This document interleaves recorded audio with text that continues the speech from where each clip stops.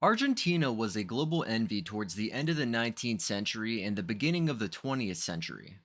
The country was considered an economic giant, its cities were well developed, and its people were among the richest.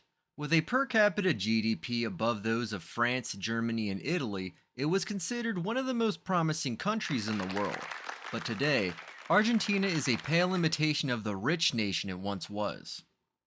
Its economy is on the verge of collapse, and its cities that were once historic icons are now plagued by crime and poverty. One wonders, what went wrong? How did one of the most successful economies of the world fall to pieces? The answer is multifaceted, with corruption, mismanagement, and disastrous economic choices being on the front line. In this video, we will look at the rise and fall of the Argentine economy and the key policies and events that have placed the country in its current position. To fully understand its collapse, we go back to the beginning of the 20th century when Argentina was still reveling in its transformation from an impoverished country to a very rich one. With a high global ranking in the export of beef, wheat, and other crops, Argentina had an agriculture based economy. However, there were dark waters beneath the calm sea that was Argentina, indicating that all was not well. The Great Depression, a turning point. The Great Depression of the 1930s, one of the largest economic crises to ever hit the world, was a turning point for Argentina. The crisis significantly reduced the demand for its exports, thus lowering their prices. This resulted in a brutal economic contraction, showing how vulnerable Argentina's economy was on account of being heavily dependent on agricultural exports. Unemployment rates rose, as did social unrest. In response to this crisis, Argentina changed course from its liberal economic model. The government introduced tariffs and import substitution industrialization to protect its domestic industries. These measures were meant to reduce dependence on foreign markets and encourage local production. However, they only brought inefficiency and slowed economic development. The shift towards protectionism signaled the beginning of an interventionist trend that was to persist in Argentina's economic policy. This was the start of socio-economic problems such as mismanagement of the economy and corruption, all of which paved the way for future crises. Economic nationalism. In the 1940s, Juan Domingo Perón acceded to power and introduced profound changes in Argentina's economy. Perón, an outstanding orator, successfully harnessed the dissatisfaction among the working class and the rural population. Under his government, nationalization of the railways, utilities, and the central bank was brought about. There were changes in the labor market, with new rights and privileges being given to workers, and an improved social welfare system. These measures initially increased domestic demand and improved living conditions for citizens. Despite such successes, Perón's policies resulted in state dominance and unnecessary interference of the state in various economic activities. Expenditure was financed through borrowing and printing of more money, which led to deficits and inflation. Policies aimed at industrialization diverted financial, technological, and human capital away from agriculture, which resulted in less production of agro-based products for export. Furthermore, some of the industrial policies involved subsidies and protection for urban industries, which hampered the competitiveness of the agricultural economy that was predominantly rural. As a result, agriculture, which used to be a major source of income for the country, suffered greatly due to underinvestment. Perón's economic model only worked in the short run. By the time he was overthrown in 1955, Argentina's economic situation had worsened. Inflation was high, foreign exchange reserves were exhausted, and the country had accumulated a lot of debt. Military dictatorship and the Dirty War. In the wake of Perón's exit from power in 1955, the country went through a volatile period of political change brought about by regimes of military and civil rule.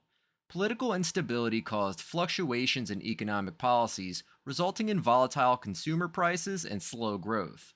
By the early 1970s, the country was experiencing social upheaval and economic crises, setting the stage for Perón's return to the presidency in 1973. However, this time around, his rule was much more short-lived, ending on July 1st, 1974, when he died of natural causes. His wife, Isabel Perón, became president in his place. Despite asserting that she was the country's legitimate ruler, she quickly lost political gravitas and influence.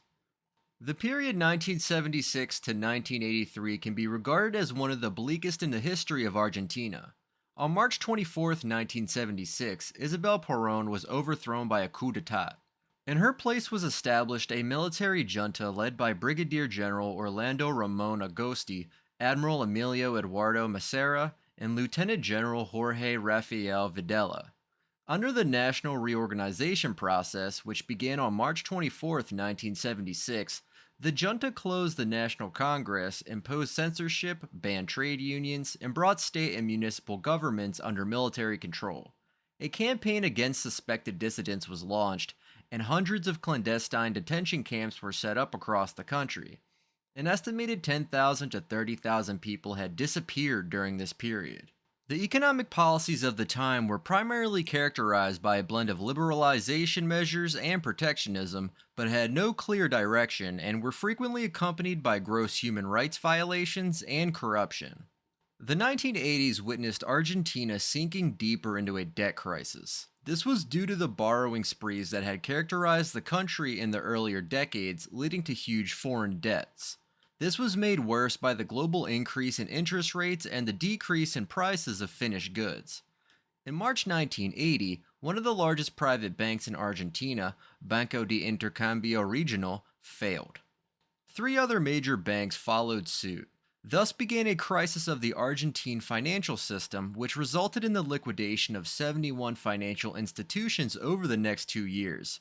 As if things weren't bad enough already, Argentina defaulted on its debt in 1982, which resulted in low investor confidence and further economic deterioration. Following massive protests and pro-democratic civic movements, the military regime crumbled, and democracy was restored in Argentina in 1983. Since the return of democracy, Argentina has vacillated between moments of political and economic stability and growth and periods of crisis. Neoliberal reforms. In the early 90s, the country came under the leadership of President Carlos Menem, who was elected on the promises of stabilizing the economy and attracting more investment from foreign partners. Several neoliberal policies were introduced. These included the privatization of state enterprises and deregulation of markets. Crucially, a currency board was created which pegged the peso to the US dollar in an aim to curb hyperinflation. All these measures initially caused a decline in the general inflation rate and were instrumental in enhancing the rate of economic progress. Increasing the revenue of several state enterprises which had previously been underperforming, coupled with increased FDI inflows, improved many sectors of the economy. But the fixed exchange rate system turned out to be a double-edged sword.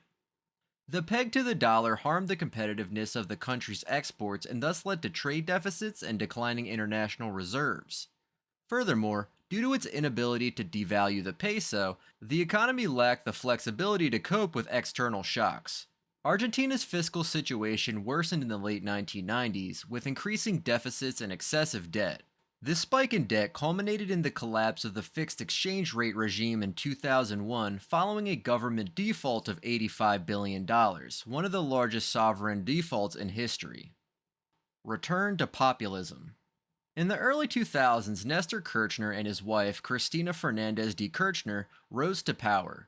Their administration was characterized by a shift to relatively more populist and interventionist policies, including the nationalization of crucial sectors such as oil and airlines, as well as administering price controls on essential commodities. Although these reforms helped Argentina bounce back from the 2001 economic collapse, they also brought about economic imbalance. Specifically, price controls contributed to shortages and the proliferation of black markets where essential items were sold at outrageous prices. The nationalization of industries negatively impacted the flow of foreign investment capital, which was necessary to fuel industrial growth. Inflation was high, and the government's high expenditure without commensurate revenue led to an increase in the fiscal deficit. The policy agenda set by the Kirchners lacked openness and witnessed increased corruption. The government resorted to fudging economic figures, especially inflation rates, to portray a better picture of the economy.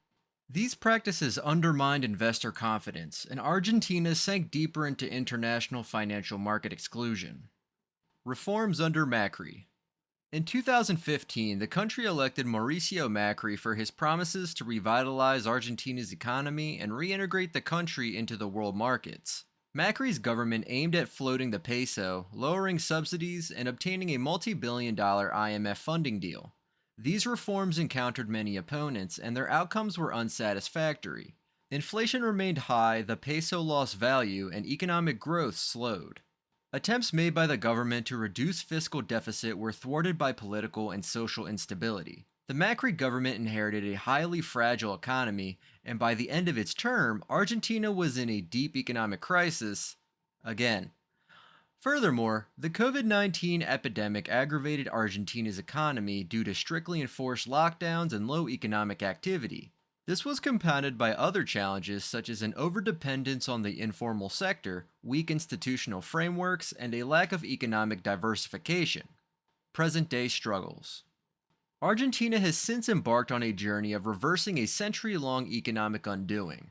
Its new government, headed by President Javier Milei, emphasizes two main strategies to rejuvenate the economy: fiscal reform and monetary stability.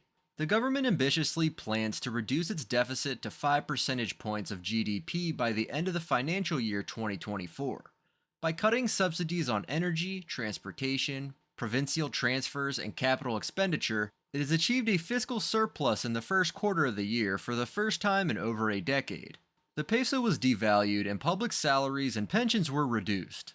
These effects are reflected in a reduction in inflation for the fifth straight month to 4.2%, the lowest rate since January 2022. Primary expenditure has also reduced to 35% of last year's figure. With such visible successes within less than a year in office, it can safely be said that President Javier Milei has a vision for a better Argentina. However, his economic agenda faces several political obstacles.